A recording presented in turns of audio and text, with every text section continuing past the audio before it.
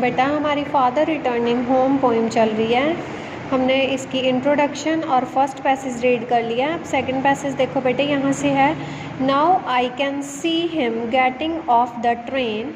कह रहा है अब हम उनको देख सकते हैं, वो ट्रेन से उतर रहे हैं। Getting off like a word dropped from a long sentence, जैसे एक शब्द को लॉन्ग सेंटेंस से निकाल दिया जाता है। बेटे यहाँ पे जैसे कह लो लॉन्ग सेंटेंस मतलब कोई सेंटेंस है हमारे पास और हम उसमें से एक वर्ड निकाल लेते हैं। उस वर्ड को निकालने से जो सेंटेंस के ऊपर कोई अफेक्ट नहीं होता। जैसे मान लो हमने एक पैराग्राफ करते हैं, ठीक है, उसमें से हमने जो इम्पॉर्टेंट लाइंस है वो लिख लेते हैं और जो बाकी के वर्ड्स हैं जो इम्पॉर्टेंट नहीं है, जिनकी कोई वैल्यू नहीं, वो निकाल देते हैं। पर पैरा तो एज इट इज़ ही रहेगा, पैरा का हमें समझ लगेगा, पर पैरे में से जो अनइम्पॉर्टेंट वर्ड्स है उसको निकाल देते हैं। तो ऐसे यहाँ पे बेटे वर्ड को फादर बोला गया है और लॉन्ग सेंटेंस को क्राउड बोला गया है कि भीड़ में से जो फादर हैं वो निकले हैं और भीड़ जो ट्रेन के बाकी कम्यूटर्स हैं उनको कोई भी उनका असर नहीं है कि वो उतर रहे हैं या कोई उनकी तरफ कोई उनको इंटरेस्ट नहीं है। ठीक है, यहाँ पे इस वर्ड और लॉन्ग सेंटेंस का मतलब ये है कि फादर जो हैं वो ट्रेन से उतर रहे हैं और लॉन्ग सेंटेंस मतलब भीड़ को कोई फ़र्क नहीं पड़ रहा। He hurries across the length of the grey platform.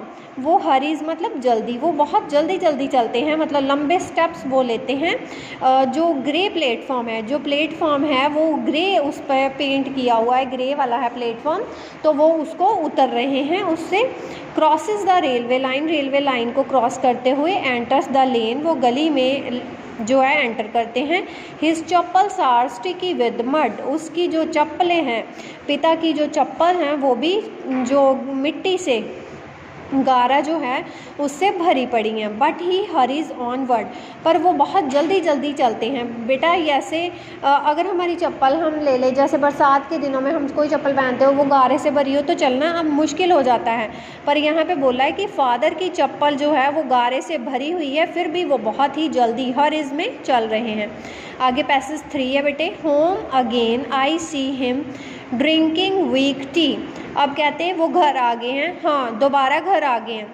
अब ये मतलब बेटे यहाँ पे होम अगेन है कि दोबारा घर आ गए। अब बच्चे जो हैं वो ये सोच रहे हैं या उनके घर वाले ये सोच रहे हैं कि हाँ दोबारा ये घर आए, ये कौन सा नई बात है कि हमारे घर कौन सा कोई गेस्ट आया। मतलब इसमें ये बताया गया कि घर पे आके भी वो कैसा बिहेव कर रहे हैं, वो अपने आप को कैसा फील करवा रहे हैं कि जो हैं वो अकेले ही हैं, वो अकेले ही हैं।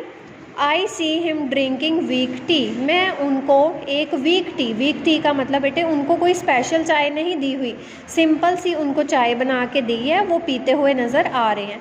Eating a stale chapati, stale का मतलब होता है बासी, वो जो है बासी जो चपाती है वो खा रहे हैं। मतलब स्पेशल उनको गरम गरम रोटी नहीं दी जा रही कि कोई कह दे कि या घर में या उसके बच्चे कोई इंटरेस्ट दिखाएं कि हाँ पापा बाहर से थक के आए हैं, या उनको पानी दिया जाए या चाय स्पेशल पिलाई जाए, ऐसा कुछ नहीं है।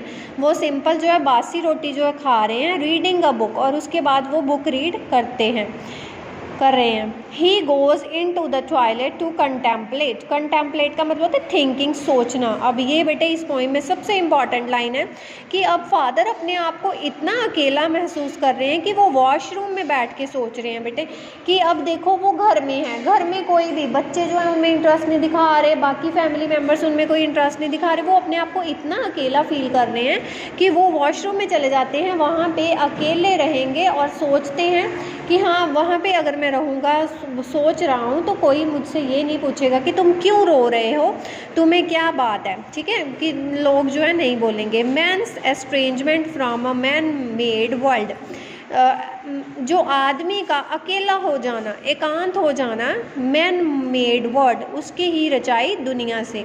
Coming out he trembles at the sink, trembles का मतलब तो शिवरिंग, कांपना।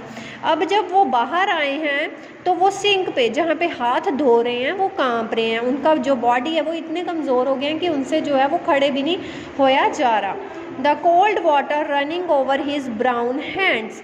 उनके जो ब्राउन हैंड्स है बेटे, ब्राउन हैंड्स का मतलब है बेटे जैसे काम करके आए तो उनके हाथ जो हैं वो बहुत ही हार्ड हो गए हैं, ठीक है, मतलब उनकी एज हो गई है और काम करने की वजह से जो हाथ हैं उनके वो ब्राउन हैंड्स यहाँ पे इसलिए बोल रहा है कि हार्ड हो गए हैं, उनसे जो ठंडा पानी है उनके हाथों के ऊपर से गुजर रहा है।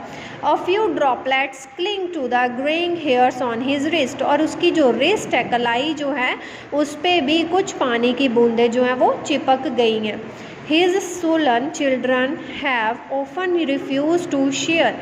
सुलन होता है एरोगेंट, इगोइस्टिक, मतलब उसके बच्चे जो फादर है उसको जो है ओल्ड फैशन कह रहे हैं कि हाँ इसमें कोई इंटरेस्ट नहीं है, फादर में कोई इंटरेस्ट नहीं दिखा रहे कि पापा के साथ बैठ के कुछ जोक्स या सीक्रेट्स अपने शेयर करें with him. He will now go to sleep, फिर वो सोने के लिए चले जाते हैं। Listening to the static on the radio, वो रेडियो सुन रहे हैं। स्टैटिक मतलब नॉट अफेक्टिंग, मतलब उनका ध्यान जो है वो रेडियो में नहीं है, रेडियो सुनने में। ड्रीमिंग ऑफ हिज एंसेस्टर्स, मतलब रेडियो सुनते सुनते ही वो जो है रेडियो सुनते सुनते वो एंसेस्टर अपने पूर्वजों को सोच रहे हैं, उनको जो है उनकी ड्रीमिंग, उनकी दुनिया में चले जाते हैं, उनको सोच रहे हैं। एंड ग्रैंड चिल्ड्रन, और अपने जो आने वाले जो चिल्ड्रन है, पोतरे जो है, उनके बारे में, ग्रैंड चिल्ड्रन के बारे में सोच रहे हैं।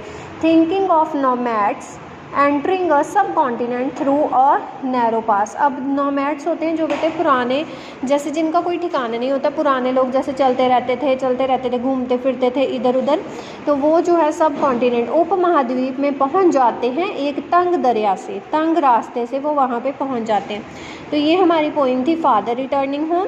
इसमें बेटे बस एकांत पंथ को बताया गया है कि आजकल की लाइफ में जो है वो किसी में कोई इंटरेस्ट नहीं दिखा रहे, और फादर जो है वो बोल रहा है कि जो बच्चे हैं वो भी उसको रिफ्यूज़ कर रहे हैं और बाकी के फैमिली मेम्बर्स भी उसमें कोई इंटरेस्ट नहीं दिखा रहे, और जो फादर है वो भी अपने आप को अलग महसूस